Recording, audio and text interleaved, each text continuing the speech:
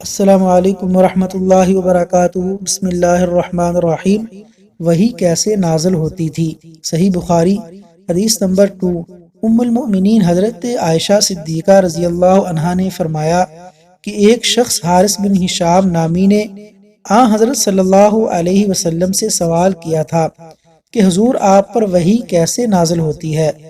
تو آپ صلی اللہ علیہ وسلم نے فرمایا کہ وحی نازل ہوتے وقت کبھی مجھ کو گھنٹی کی سی آواز محسوس ہوتی ہے، اور وحی کی یہ کیفیت مجھ پر بہت شاق یعنی سخت گزرتی ہے۔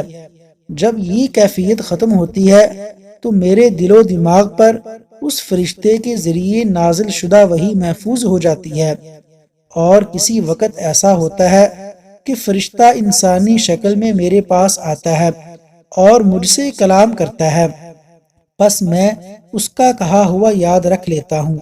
حضرت عائشہ رضی اللہ عنہا کا بیان ہے کہ میں نے سخت کڑاکے کی سردی میں حضرت صلی اللہ علیہ وسلم کو دیکھا ہے کہ آپ صلی اللہ علیہ وسلم پر وحی نازل ہوئی، اور جب اس کا سلسلہ موقوف ہوا تو آپ صلی اللہ علیہ وسلم کی پیشانی پسینے سے شرابور تھی۔